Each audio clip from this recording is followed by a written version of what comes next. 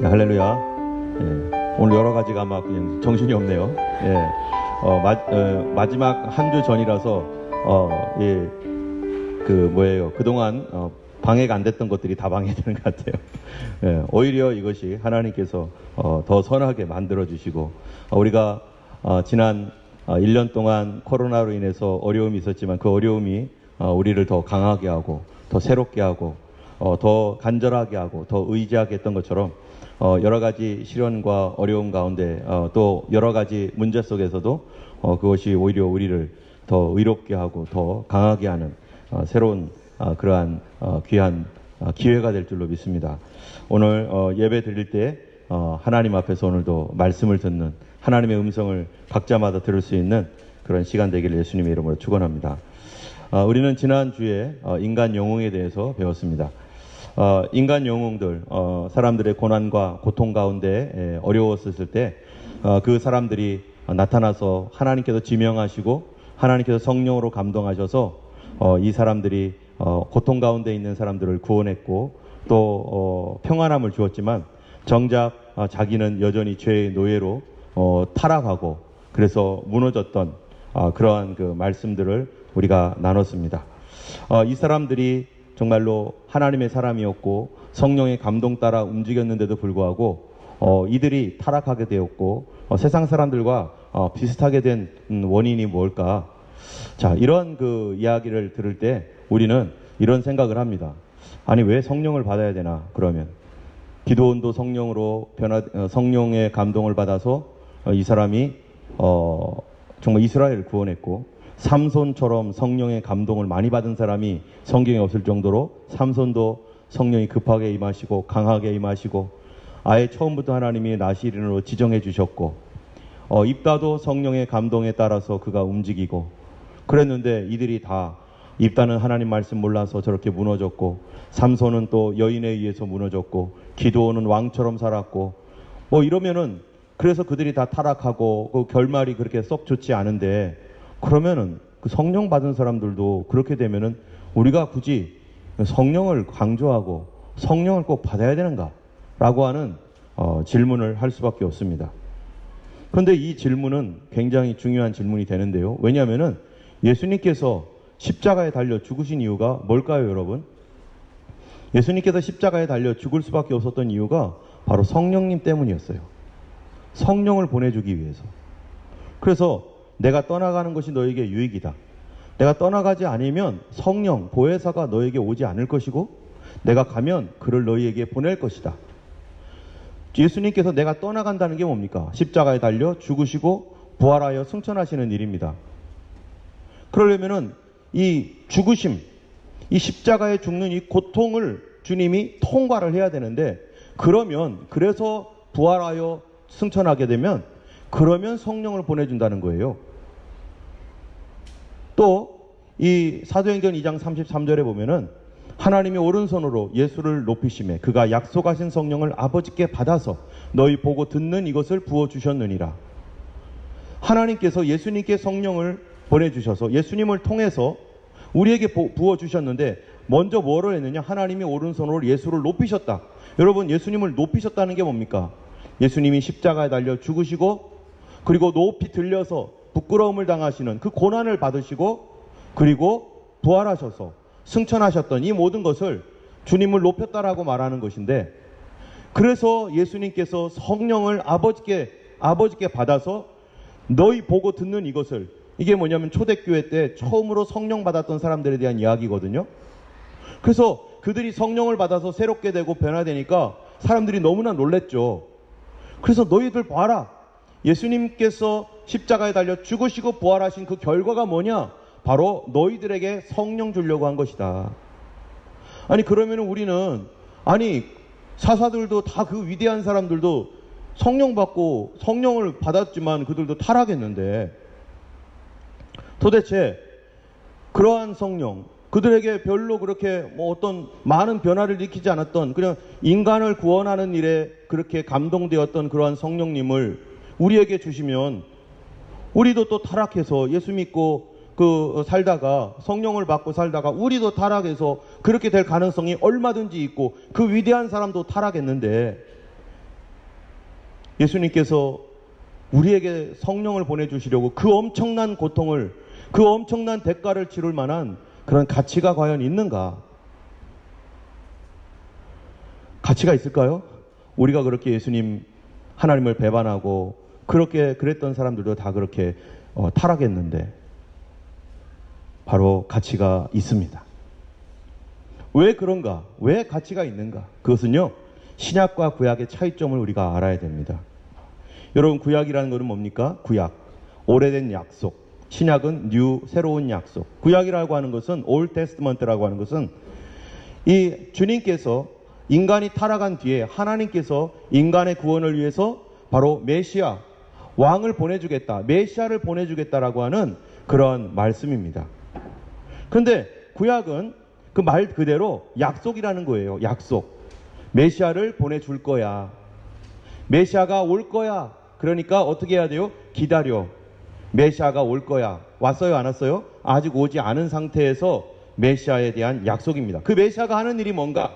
그것은요, 우리 죄를 위하여 대신 죽는 일. 내 죄를 용서하기 위하여 나의 부족함과 나의 연약함을 용서하고 보충하기 위하여 나를 완전히 변화시키기 위하여 대신 죽는 일. 보충이 아니죠, 이거는. 나를 대신하여 죽는 일. 이거를 리디머라고 합니다. 대속이라고 하죠. 리디머, 구속자. 그래서 성경에서는요, 구약에 계속해서 우리를 위한 메시아가 올 것이다. 메시아가 오면 다 해결된다. 메시아가 오면 새로워진다. 이런 약속들을 계속하는 겁니다. 그래서 구약 성경에 이 구약이 신약과 다른 점에 대하여 뭐라고 성경에 얘기하고 있냐면은 골로새서에서 이렇게 말해요. 이것들은 장래일의 그림자이다. These are the shadow of the things that were to come. 이거는 장래일의 섀도우, 그림자일 뿐이다. 여러분, 그림자가 할 수 있는 게 뭐예요? 여기에 물이 이렇게 있는데요, 제 그림자가 이거를 물을 아무리 쫙 해가지고 했다고 해서 이 뚜껑 열 수 있습니까? 안 되죠. 그림자는 그럴 뭐가 없어요? 파워가 없어요. 능력이 없어요. 그림자라는 거예요. 구약은 그림자라는 거예요. 또 히브리서 8장 5절에 보면요, 저희가 섬기는 것은 하늘에 있는 것의 모형과 그림자라. 저희가 섬기는 것, 그것은 모형과 그림자라. 섬기는 게 뭐겠어요? 제사라든지 이런 여러 가지들이죠. 이런 거는 다 그림자다. 실제가 아니다. 또 율법은 장차 오는 좋은 일의 그림자요. reality, 참 형상이 아니다. reality themselves, 그게 아니라는 거예요. 그것은 모형과 그림자다. 이 모형과 그림자이기 때문에 거기에는 뭐가 없는 겁니까? 어떠한 능력이라는 것이 없죠. 여러분, 우리가 어떤 사람이요, 아마 여기에 집 거래하신 사람 분들은 아시겠죠. 저는 집 거래는 안 해봤지만 집을 이렇게 거래할 때 계약서를 쓰잖아요. 계약서라는 건 굉장히 중요한 겁니다. 앞으로 뭐가 된다는 거, 이 집은 내 집이 될 거야. 그래서 그 계약서를 쓰면은요, 근데 계약서 썼다고 다 되나요? 계약서 쓴 다음에 반드시 뭐가 돼야 되죠? 돈을 지불해야 되죠. 돈을 안 주면 어떻게 되는 거예요? 내가 그 집의 주인이 아니죠, 아직은. 돈을 줘야 되는 거예요. 돈이 파워입니다. 돈이 능력입니다. 그런데 계약서만 들고 맨날 다니면서 저 집 내 거야, 저 집 내 거야. 그럼 돈도 안 줘. 돈을 지불을 안 해. 그러면은 그건 내 거가 아닌 거예요. 그것이 완료, 필요, 충분, 조건이 완료가 돼야지 그때부터 내 거가 되는 거죠. 그때부터 키를 받고, 바로 하나님께서 예수님을 보내줄 것이다. 우리를 구원할 메시아, 리디머를 보내줄 것이다 라고 했던 약속이 있는데, 그 약속을 이루기 위해서 구약 성경은 그분이 누구냐, 그분은 어떤 분이냐 라는 거를요, 이 제사제도라든지 안식일이라든지 또는 여러 가지 어떠한 상징적인 어떤 사건들과 일들을 통해서 예수님이 오시면 바로 이와 같은 일이 일어날 거야. 예수님이 오셔서 이런 문제를 해결해 줄 거야. 그러니까 이 그림자 보고서 너희들은 미리 믿어라. 구약 사람들은요, 미리 믿은 사람이에요. 누구를 믿었어요? 그림자를 통해서 앞으로 오실 예수님을. 우리도 지금 앞으로 오실 예수님을 기다리잖아요. 그죠? 재림하실 예수님을 기다리는 것처럼 구약시대의 사람들도 메시아가 오실 것이라고 하는 어떠한 그 기대감을 가지고 앞으로 오실 그분을 그림자로서 보면서 그들은 율법을 준행하거나 안식일을 지키거나 이런 일을 했다는 겁니다. 그러나 그것이 파워가 있는가? 제사를 드릴 때 어린 양을 잡아다가 죽이고 그 피를 쏟습니다. 그러면 그 어린 양의 피가 내 죄를 용서해 줄 수 있는가? 아니죠. 사람의 피와 양의 피가 어떻게 같아요? 사람 목숨과 짐승의 목숨이 어떻게 같아요? 절대로 안 되죠. 그런데 그 어린 양이 죽는 것은 누구의 그림자라고요? 앞으로 우리를 위해 죽으실 예수님의 그림자라는 거예요. 그런 의미에서 볼 때 여러분, 성령의 사역도 마찬가지인 것입니다. 구약의 성령의 역사는 무엇을 의미하는 겁니까? 완전한 것이 아니에요. 앞으로 예수 그리스도께서 우리를 위하여 대가를 지불하신 뒤에 아버지께 받아서 너희 보고 듣는 이것을 부어주셨느니라 하신 것처럼 예수님께서 우리를 위하여 그의 몸으로 그의 피로 내 죄에 대한 대가를 다 지불하신 뒤에 성령께서 무슨 일을 할 것인가를 구약 성경의 그림자처럼, 우리의 그림자처럼 구약 성경에 보여주고 있는 것이기 때문에 그 구약에서의 성령의 역사는 완전한 성령의 역사가 아닌 것입니다. 그래서 사사들을 보면은요, 사사들에게 임했던 그 성령님, 기드온이라든지 입다, 삼손, 이런 사람들에게 임했던 성령님, 여러분, 완벽한 성령의 역사가 아니에요. 그들의 겉을 고쳤고 그들의 일부분 템포러리하게 임시적으로 그들에게 역사를 했고, 그들 삶 가운데서 성령께서 그들을 사용하셨지만 그들은 여전히 어떤 사람들입니까? 여전히 죄인이고. 왜요? 예수님의 십자가의 대가가 지불되지 않은 상태이기 때문이라는 것입니다.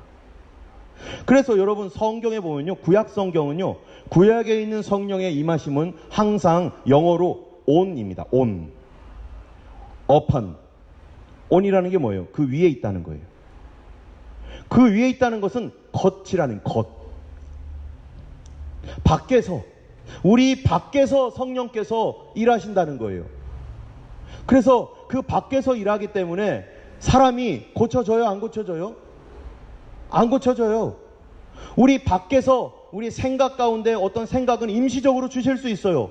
그러나 그에게 예수님의 십자가의 그 보혈의 은혜가 아직 없기 때문에, 대가가 지불되지 않은 상태이기 때문에 성령은 앞으로 우리가 받을 성령의 예표로서 우리 바깥에서 우리의 생각을 감동시킬 수는 있지만 우리 안에서 into 안에 계신 성령님이 아니라는 것입니다. 여러분, 그렇기 때문에 성경에서 보면요, 새 사람이 되었다. 구약 성경에서도 어떤 사람이 이 주님을 영접해서 그 믿음으로 새 사람이 되는 경우도 있어요. 성령으로 새 사람 된다는 얘기가 있어요. 그런데 그 새 사람이 진짜 새 사람일까? 구약에서요.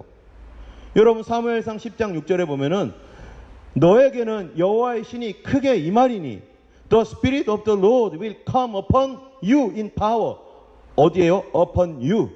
네 위에 임할 것인데 그들과 함께 예언하고 You will be changed into a different person.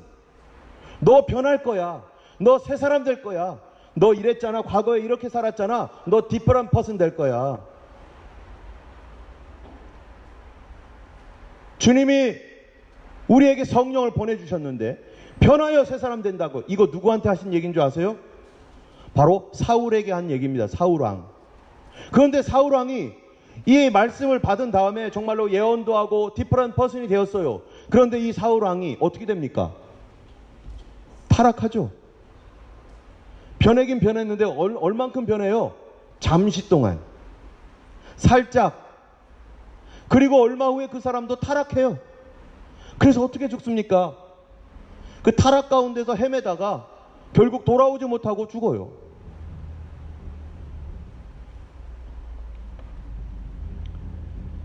구약의 성령의 역사는 사람 위에서 역사하는 것입니다. 여러분, 제가 여기에 있겠지만 오늘 새로운 옷을 입었어요. 자, 생각해 보세요. 제가 새 사람 됐습니까? 지난주에는 푸른색을 입었습니다. 근데 오늘은 뭐 체크로 이렇게 입었어요. 그렇다고 제가 지난주에 저와 오늘 저가 다릅니까? 제가 저죠. 옷만 바꿨어요. 옷이 바뀌었다고 내가 바뀌었는가? 아니죠. 나는 그대로인데 옷만 바꾼 거예요. 거지나 도둑놈이나 어떤 사람이든지 그 사람이 아무리 어느 형편에 있든지 간에 옷을 바꾸면 사람이 달라 보이긴 해요. 그런데 그 속은 어때요? 도둑질을 하는 사람은 여전히 도둑질을 해요. 사기쳐요. 여전히 거지예요. 옷만 바꾼 거예요. 옷만. 구약 성경은 옷만 바꾼 거예요. 그런데요, 신약 성경에서는요, 신약은요, 대가가 지불되었습니다. 예수 그리스도의 피의 대가, 우리를 위하여 죽으신 십자가에 달려 그분이 보배로운 피를 흘려서 죽었기 때문에 그 피의 대가가 지불됐기 때문에 여러분, 집을 샀는데 돈 주면 어떻게 되는 거예요? 그 즉시로 키를 받는 거죠. 그리고 집에 들어가서 이제 여기 내 집이야. 내가 뭐 때려 부수든 내가 뭐 이걸 뭐 개조를 해가지고 뭐 어떻게 하든 내 맘대로 해도 돼요. 그 다음부터는 이건 내 집이 되는 거죠. 왜요? 대가가 지불됐으니까. 예수 그리스도께서 구약 성경에 오시면 이런 일이 일어날 것이라는 수많은 예언의 약속들이 있는데, 그것은 예수님의 십자가의 피를, 대가를 지불한 뒤에는 이게 성경에 있는 이 이야기는, 이 약속은 누구에 대한 약속이 되겠어요? 바로 내가 받을 약속이 되는 겁니다. 나에게서 일어날 약속이 되는 것입니다. 그래서 구약 성경에요, 그 일들이 일어날 거에 대해서 성경에 이미 얘기한 말씀이 있습니다. 뭐라고 했냐면은 에스겔서에 보니까 내가 그들에게 일치한 마음을 주고 그 속에 뭐를 줘요? 새 신, 영어로는 뭡니까? New Spirit.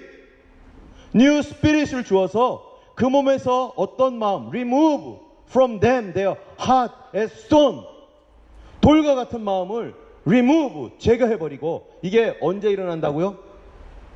그 성령님을 우리 안에 주시면, 성령님을 우리에게 주시면 우리 안에, 여기 영어로 보니까 A new spirit in them, 그 안에 들어오시면 그분이 우리에게 새 마음 주시고 새 영이 되게 하셔서 부드러운 마음이 되게 하고 하나님 말씀을 지키는 사람이 되고, 그들은 진짜로 내 백성 되고 나는 진짜로 그들의 하나님이 될 것이다.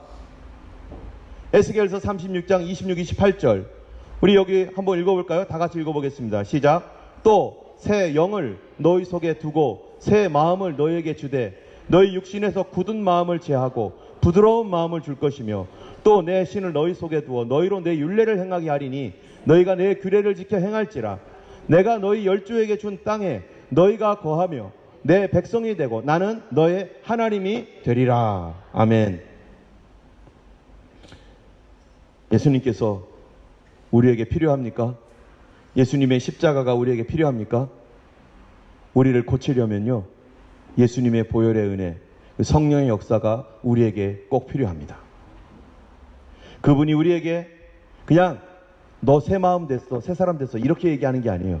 그분이 직접 우리에게 새 영을 주시겠다, 새 마음을 주시겠다, 부드러운 마음을 주겠다. 여러분, 예수님 믿는 것이 쉽습니까? 성령 받지 않고 예수 믿는 거는요 불가능합니다.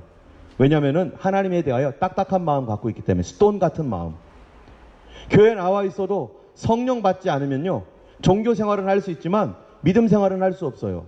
왜냐하면 하나님 말씀을 마음으로부터 거절하고 있기 때문에, 거부하고 있기 때문에. 어떤 것은 내가 좋으면 받아들이고 내가 싫으면 안 받아들여요. 하나님 말씀에 대하여 순복하는 마음이 하나도 없어요. 뭐 하지 않으면요, 성령이 없으면. 예수님의 피값이 지불되어 있는 성령이 우리 안에 오셨을 때 그분의 파워를 가지고, 그분의 능력을 가지고 우리를 고치시고 새롭게 하시는 것입니다. 그렇기 때문에 성령은 우리에게 오셔서 예수님의 피로 말미암아 그 대가를 지름으로 말미암아서 우리를 변화시키시는 겁니다.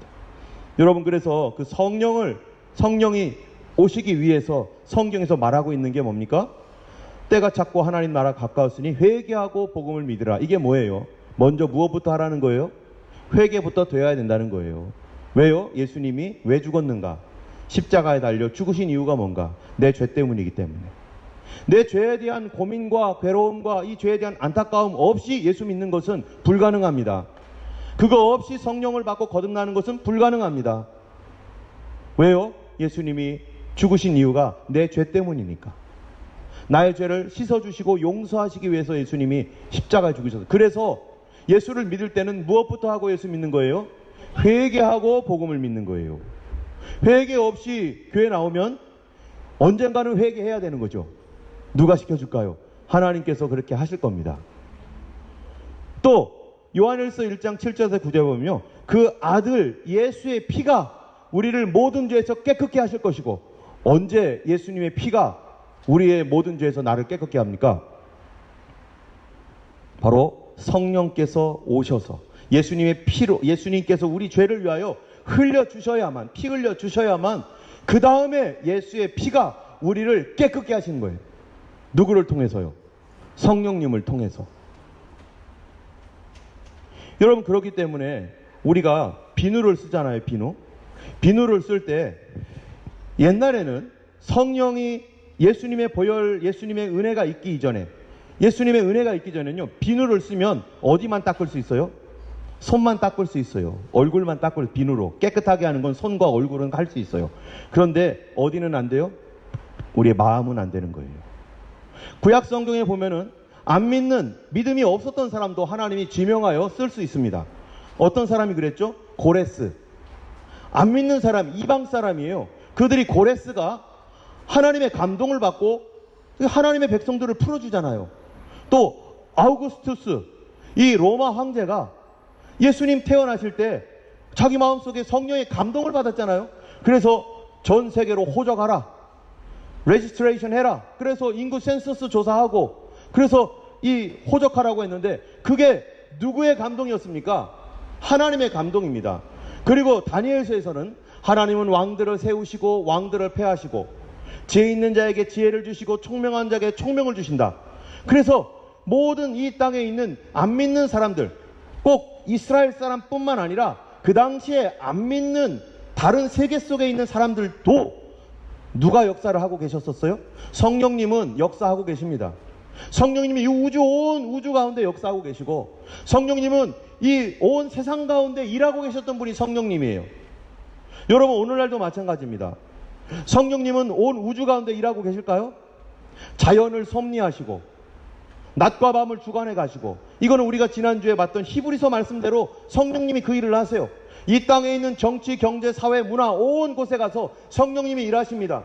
어떤 사람은 안 믿는 사람을 통해서 성령님이 그들을 감동해 가지고 위대한 발명을 하게 하고 위대한 일들을 행하게 하시고, 또 성도들을 구원하기도 하고, 여러 가지 성령의 역사로 지금도 문화와 역사, 음악, 사회, 또 학문, 이런 것들이 발전되고 과학기술이 발전됩니다. 이게 누가 하시는 거예요? 성령의 일반적인 역사로 하고 있습니다. 그런데 그럼에도 불구하고 그들의 심령이 변합니까? 그들이 예수님을 믿습니까? 그들의 삶에 어떠한 특별한 하나님의 지속적인 역사가 있습니까? 없습니다. 왜 그럴까요? 그거는요, 그들에게 예수 그리스도의 피의 대가가 없기 때문이에요. 구약 성경에서는 예수님이 오시지 않아서 아직 피 흘리지 않았기 때문에 구약에서는 하나님의 백성들조차도 성령께서 그 위에서 역사했고, 그들이 믿는다라고 하는 말씀을 보지만 그들의 속에서 종교심으로 그들이 살았고, 그러나 하나님께서 그들의 그런 모든 것들이 그림자였기 때문에 그거를 통해서 앞으로 오실 예수님 때문에 그들을 구원하셨는데, 그때나 지금 예수를 믿지 않고 있는 이 세상의 모든 사람들과 이 모든 세계 속에서 일어나는 여러 가지 일들이 성령의 역사로 과학기술 문명도 발전하고 자연의 어떠한 일들이 일어나고 또 역사가 이렇게 발전되어지고, 이런 것들도 하나님께서 일하고 계시지만, 그러나 그것이 성령의 역사이긴 하지만 뭐는 없어요? 구원은 없어요. 거듭남이라는 건 없어요. 개인적 회개와 거듭남과 구원에, 그래서 하나님 자녀되고 하나님의 백성으로 사는 것은 없습니다. 여러분, 이 사회가 오늘날 여성들의 인권이 보장되어지고 아이들이 보호를 받고 또 과학기술 문명에 의해서 우리가 많이 편리해지고 편안해진 것들, 또 자유와 평등이 많은 사람들에게 공평하게 이루어지고, 이 사회 중에서 어떤 사회는 아직 그렇지 않은 사회도 있죠, 물론. 이런 일들의 어떤 인류의 역사적 발전이 누구의 은혜입니까? 하나님의 말씀의 기초에 의해서, 그 말씀 기초 가운데 그들은 모르지만 하나님 처음 창조하셨고 우리들에게 주셨던 그 하나님의 그 은혜에 점점 갈 수 있도록, 사람은 하지 못했지만 역사를 통해서 성령님께서 그런 인류의 발전들과 지식과 더 눈이 깨어질 수 있도록, 묶였던 것에서 풀어질 수 있도록 하나님의 역사가 있었던 것입니다. 이 모든 것은 하나님의 성령으로 일하시고, 그래서 성경에서는요, 마지막 때까지 하나님의 뭐가 있는 거예요? 역사 주관하시는 거, 역사를 이끌어 가시는 것이 있는 거죠. 그런데 우리에게 더 중요한 것은요, 바로 예수 그리스도를 믿음으로 영접하지 않으면 거기서 끝이라는 거예요. 더 이상 없다는 거예요. 그래서 예수님의 십자가가 우리에게 정말로 필요한데, 예수님의 십자가가 우리 안에 임하실 때 어떤 일이 생깁니까? 성령님이 우리 안에 오셔서 구약에서 말하고 있었던 그 모든 일들이, 그 모든 약속이 누구 거가 되는 거예요? 내 약속이 되는 거고, 그 모든 그 약속의 권리가 누구 거가 되는 거예요? 내 권리가 되는 겁니다. 여러분, 하나님께서 태초에 사람을 만드셨을 때 사람에게 어마어마한 권리를 줬습니다. 어마어마한 약속을 줬어요. 그 첫 번째 약속이 뭡니까? 사람에게 주셨던 첫 번째 약속, 너희가 동산에 있는 모든 나무는 프릴리하게 먹되 동산 중앙에 있는 나무 열매만 먹지 마라. 그 성경에 보면요, 프릴리 뭐예요? 자유라는 걸 줬어요. 자유. 너희들 자유야.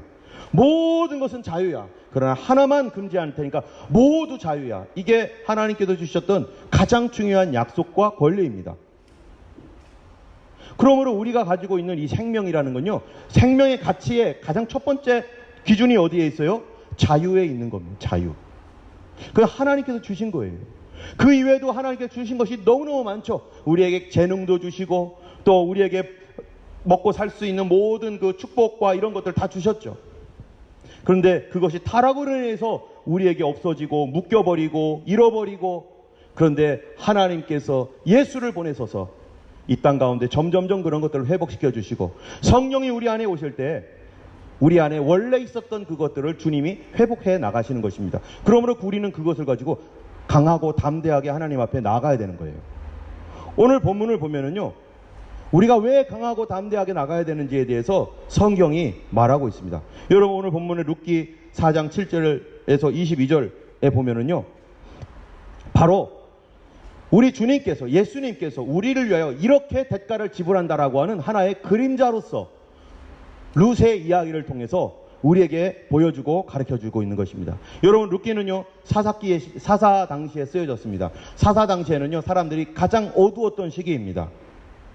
그래서 사사기 21장 25절에 보면은, 21장 25절에 보면 뭐라고 되어 있냐면요, 사람들이 그 당시에는 사람들에게 왕이 없었으므로 사람들이 각기 제 소견에 옳은 대로 자기 멋대로 살았더라 이거예요. 자기 멋대로.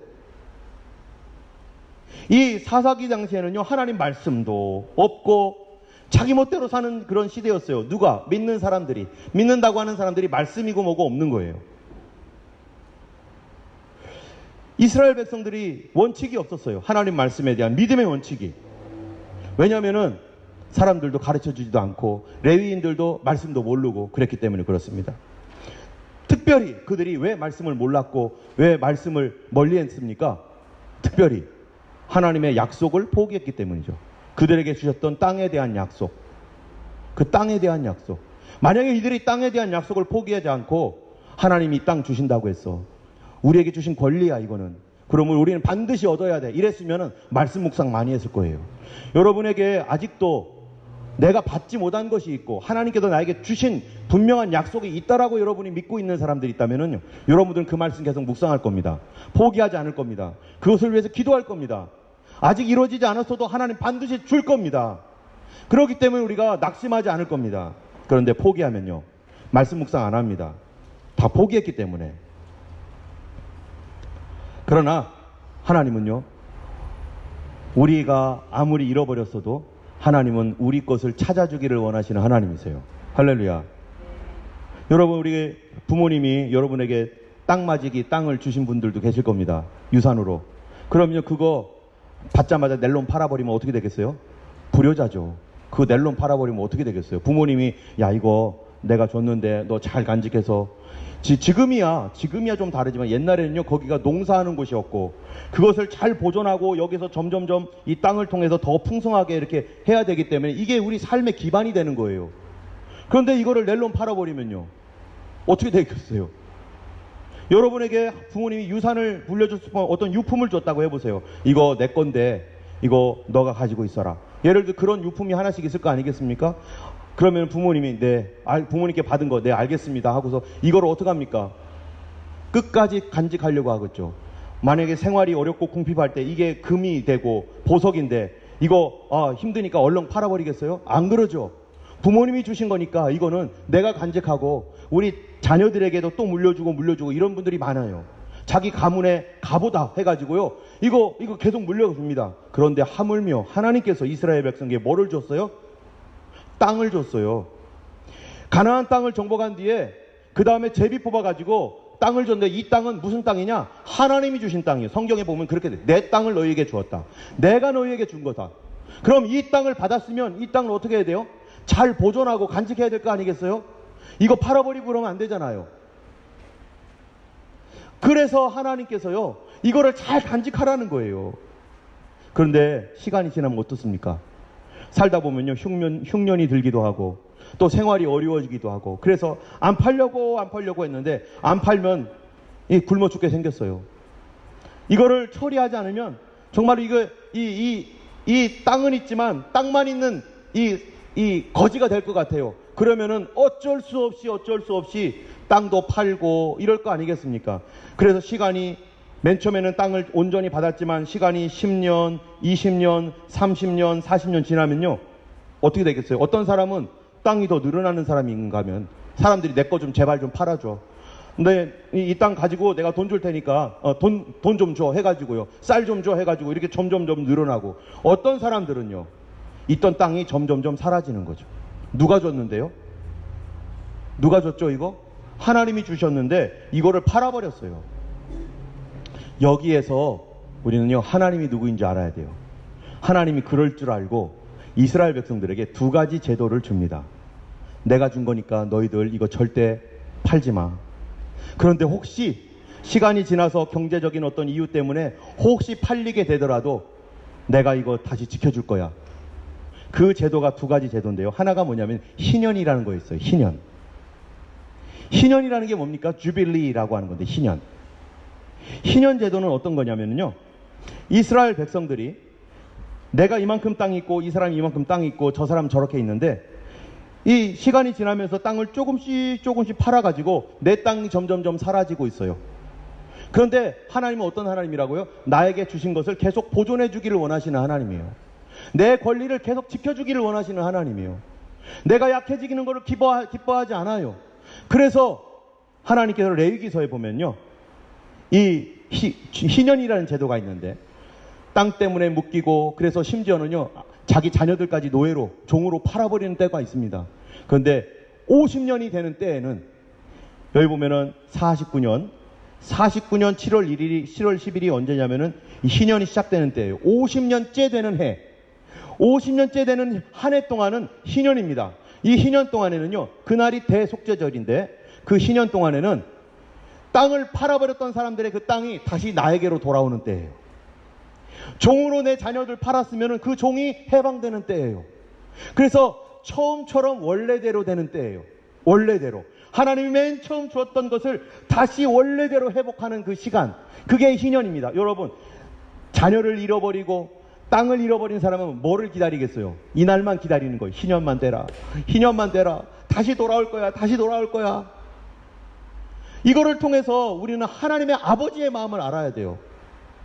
하나님은요, 우리가 하나님이 주신 것 조금도 잃어버리는 걸 원하지 않습니다. 하나님은 우리에게 주신 그 자유와 은혜와 평강과 나의 달란트와 나의 소명과 우리 자녀들과 우리 가정의 행복과 우리가 가지고 누려야 될 모든 것들, 그런 것들 하나도 잃어버리기를 원하지 않는 거예요. 그런데 사단은 어떡합니까? 다 빼앗아 갑니다. 이리저리 속여서 다 빼앗아 갑니다.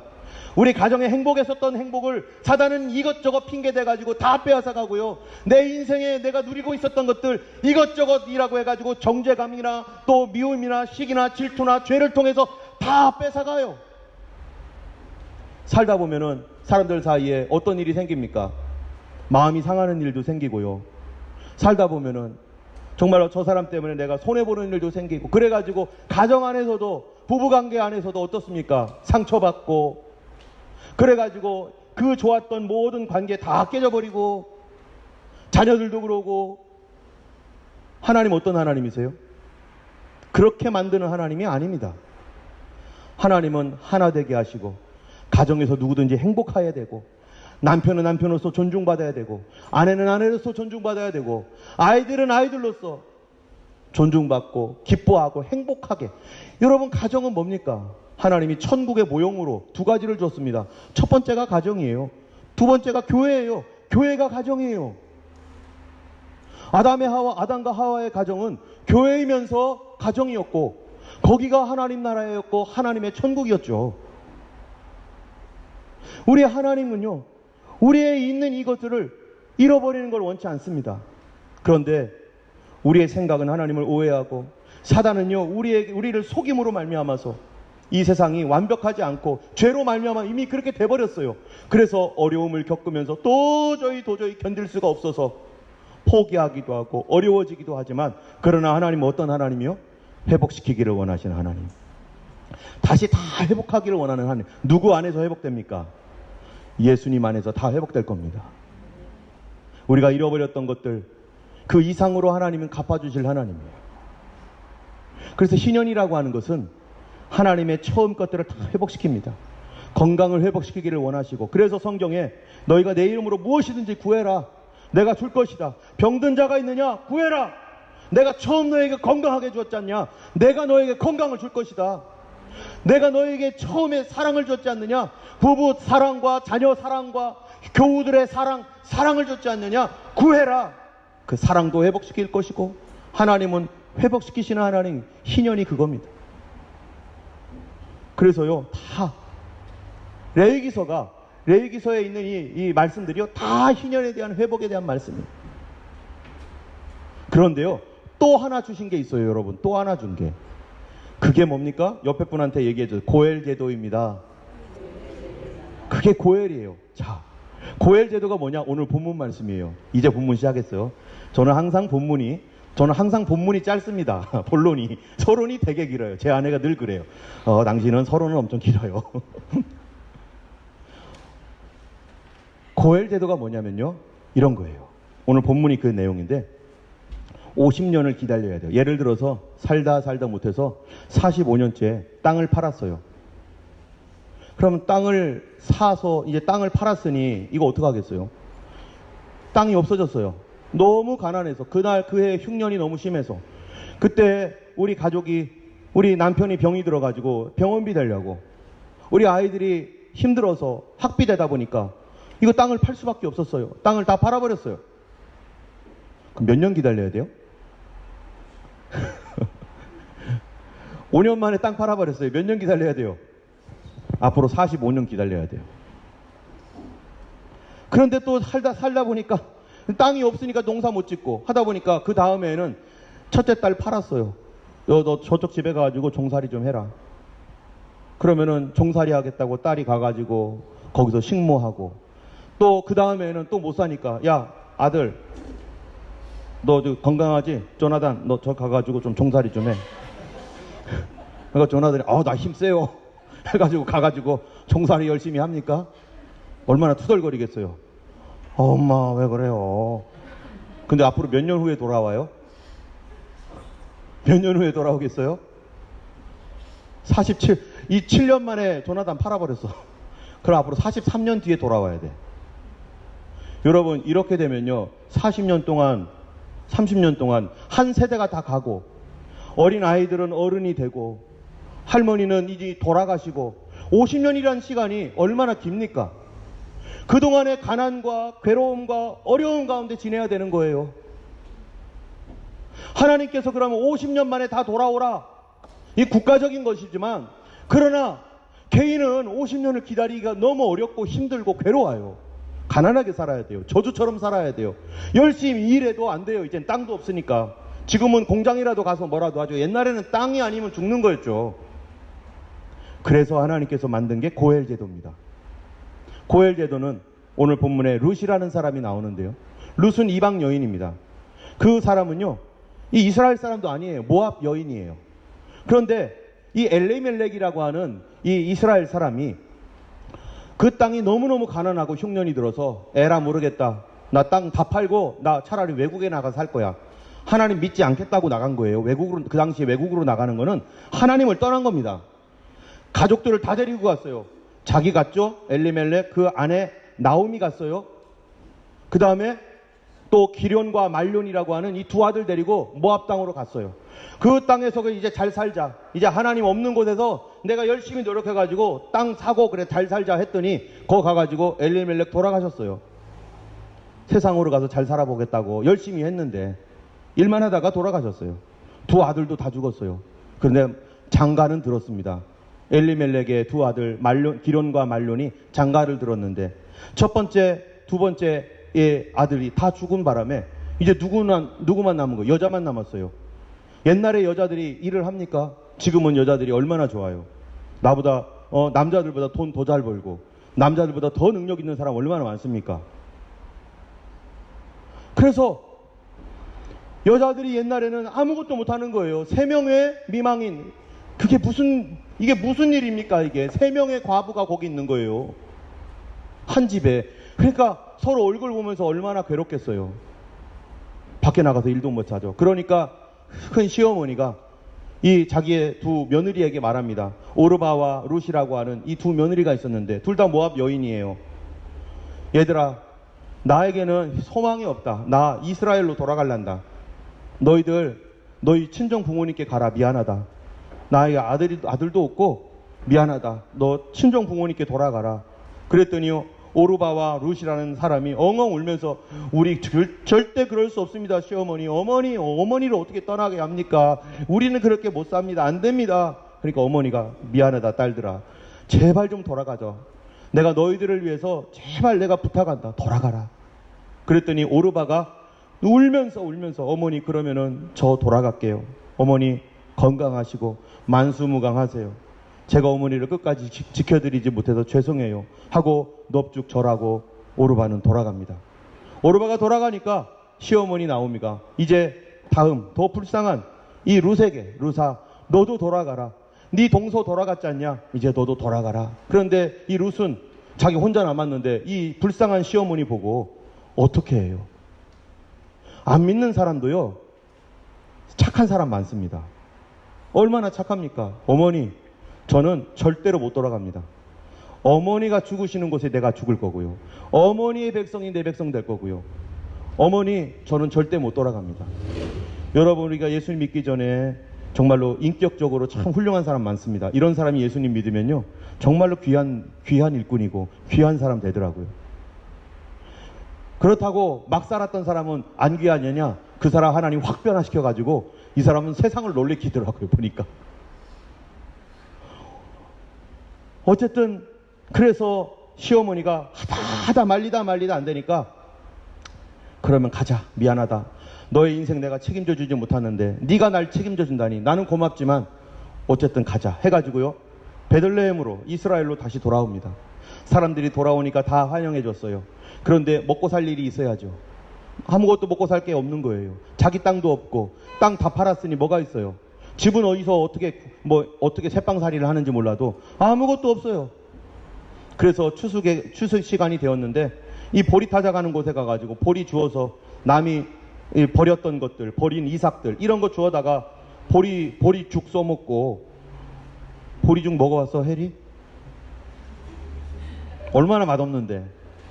네. 우리 우성이 보리죽 먹어봤어?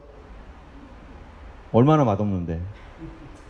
막 꺼끌꺼끌한 이런 거, 그런 거 해먹고 보리방구 푹푹 끼고 뭐 이렇게 사는 거예요. 그런데 어느 날 보리를 이만큼 갖고 온 거예요. 아니 그래가지고 시어머니가 야, 너 왜 이렇게 보리를 많이 갖고 왔냐? 아니 어느 집에 갔더니요 보리를 이렇게 많이 줘요. 알고 봤더니요 보아스라는 사람이 불쌍해가지고 이 룻이 어떤 사람인지 아니까 불쌍해가지고 야 저 사람한테 좀 보리 좀 줘 해가지고 일부러 보리 이삭들 다 떨어뜨리고 그렇게 해주는 거니까 얼마나 고마운지 고마워 죽겠네. 고마워. 그런데 가만히 있어봐라. 보아스 하더니요 보아스를 가만히 보니까 이 보아스가 자기의 친족이에요. 이거 영어로 뭐라고 하면 kinsman, Kinsman. 이게 친족이죠? 맞나? 그런 거 있어요? 네. 틀리면 혹시 얘기해 주세요. 예, 우리 친족. 그런데 가만히 보니까 우리 고엘 제도가 있는 거예요.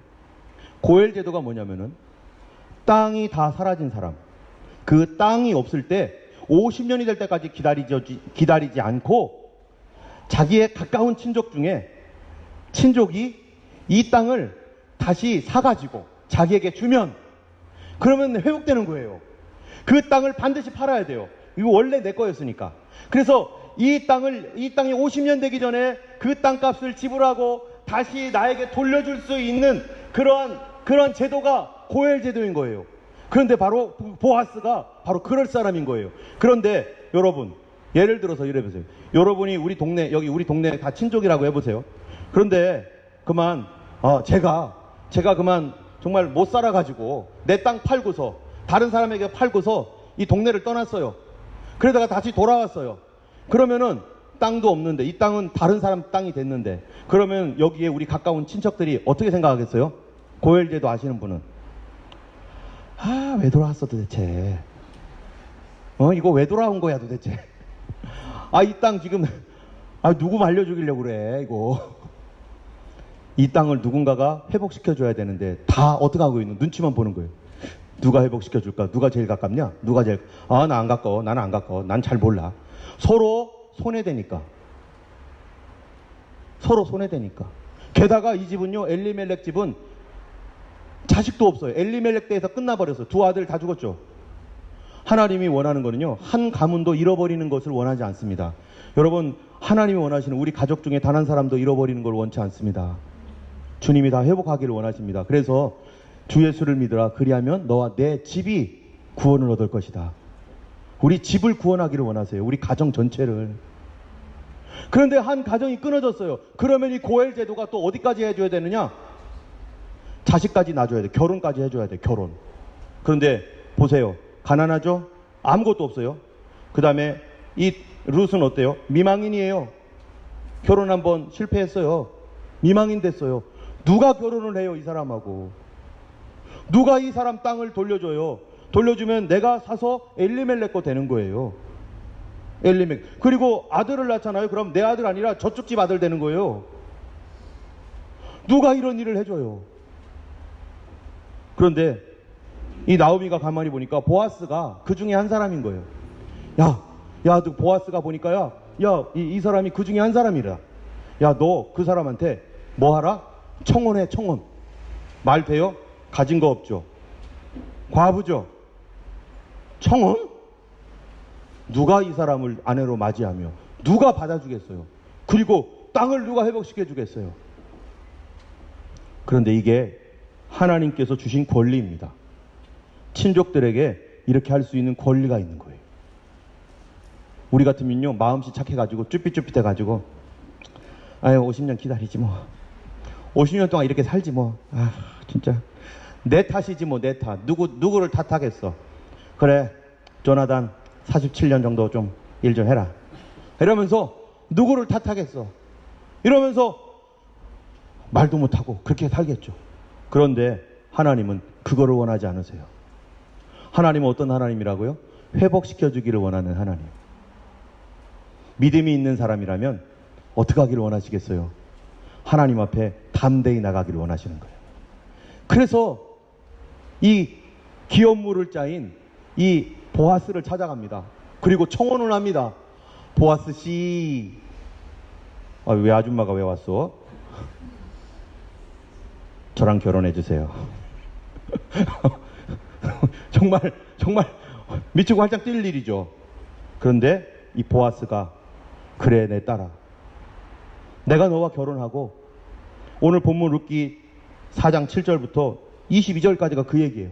내가 너와 결혼하고 너가 잃어버린 거 모두 다 되찾아서 너희 시어머니에게 줄 것이고 너는 내 아내 될 거다. 그래가지고 행복하게 살았답니다. 끝.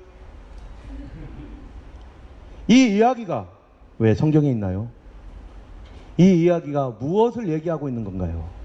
바로 이와 같이 우리의 모든 잃어버린 우리의 권리와 영생과 이 모든 우리 사람으로서 하나님께서 처음 주셨던 우리의 이 사랑과 은혜와 모든 좋은 것들을 죄로 말미암아 다 잃어버린 우리 인생, 온 인류, 하나님과 떨어져서 정말로 비참하게 살고 저주 가운데 살고 있는 온 인류에게 예수님께서 왜 오셔야만 하는가?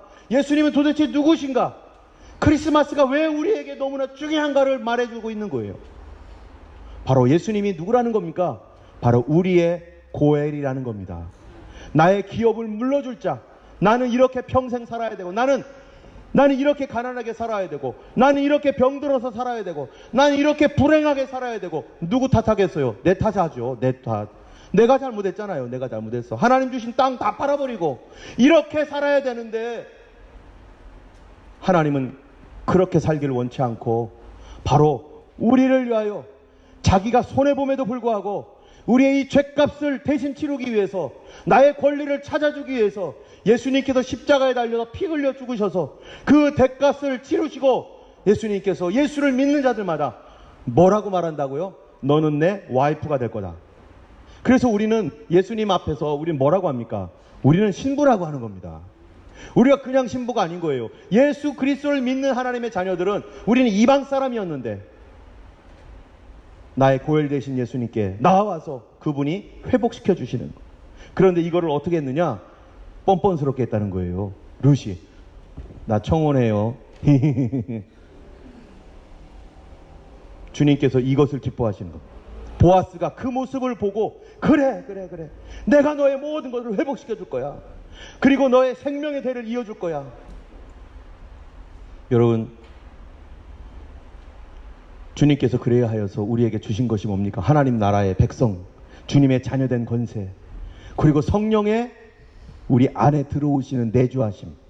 성령이 그래서 우리 안으로 들어오시는 건데, 그래서 우리를 진짜로 새 사람 되게 하시고 진짜로 변화시켜서 그 예수 그리스도의 그 보혈의 능력이 내 안에서 진짜로 일어나게 해서 우리의 병도 고치시고 우리의 삶을 바꿔버리시고, 뿐만 아니라 우리가 변화되었어도요, 어떻습니까? 우리는 또 죄를 짓습니다. 하나님 이걸 모를까요? 다 알아요. 그러니까 그 성령을 받은 사람은, 성령 받기 이전에는요, 우리에게 잠깐 아유 잘못했네 이러고 끝나는 거예요.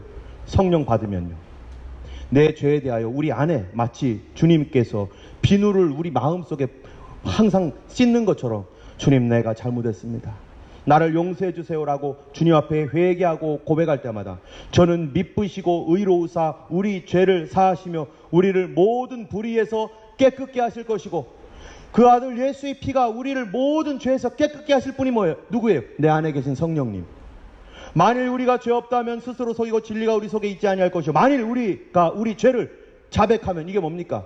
혹시 실수했어도, 또 내 마음이 더러워지고 영혼이 더러워졌어도 주님 앞에 고백할 때 그 성령님께서 또 씻어주시고 우리 안에서 우리를 떠나지 아니하시고 우리 안에서, 그래서 우리는 소망이 있는 것이고, 넘어졌어도 다시 씻어주시는 그 하나님의 비누와 같은 은혜가, 씻어주시는 은혜가 성령이 우리 안에 들어올 때 그분의 능력으로, 예수의 능력으로 우리를 새롭게 하고 변화시키시고 하나님 앞에 당당히 서게 하는 것입니다. 이번 크리스마스 때 여러분, 우리의 잃어버렸던 것들 주님께 당당히 구하세요. 여러분, 내일부터 있을 이 크리스마스 성탄의 이 기간 동안의 기도, 여러분 그 하나님 앞에 우리가 잃어버렸던 것들 쭈삣쭈삣하며 구하지 마시고, 하나님 병을 얻었습니다. 그러나 예수님 나 믿습니다. 주님, 우리는 저주와 같이 가난합니다. 그러나 주님 믿습니다. 주님 변화시켜 주시고 도와주시고, 우리는 하나님 앞에 은혜의 보좌 앞에 어떻게 나가라고요? 담대히 나아갈 것이니라. 할렐루야. 영어 성경에 이렇게 되어 있어요. Let us then approach the throne of grace with confidence, so that we may receive mercy and find grace to help us in our time of need. 우리의 필요할 때 컨피던스 가지고 주님 앞에 담대히 나가서 주님 주시옵소서. 이미 예수님께서 피 흘려 죽으셨습니다. 나 그것을 믿습니다. 내일부터 있을 기도회 때 우리 강력하게 주님 앞에 구하고, 제일 좋아하실 분이 누구예요? 우리 주님입니다. 예수님이 제일 좋아하세요. 그래, 네가 진짜로 믿는구나. 우리 그 믿음 갖고 주님 앞에 나가는 여러분 되기를 축원합니다. 기도하겠습니다. 이 시간 우리 기도할 때 하나님 앞에, 하나님 혹시 우리가 잘못된 것들, 하나님 내가 정말로 미안하고 정말로 나 부끄러워서 주님 앞에 고백하지 못했던 것이 있다면, 그러나 주님은 그것을 싫어하십니다. 주님, 내가 담대히 주께 나갑니다. 회복시켜 주세요. 다 돌려주세요. 예수의 피과 예수의 피로 말미암아 우리를 깨끗게 하시고 다 회복될 줄로 믿습니다. 함께 기도하겠습니다. 할렐루야. 체험하게 하여 주옵소서. 이제는 우리 주 예수 그리스도의 놀라우신 은혜와 하나님 아버지의 크신 사랑과 성령님의 감화 감동 위로 인도 교통하심이 나의 고열 되신 예수님께 이제 그분을 왕으로 모시며 주님을 기다리는 모든 주의 백성들 머리에 이제부터 영원토록 함께 하시기를 간절히 축원하옵나이다. 아멘.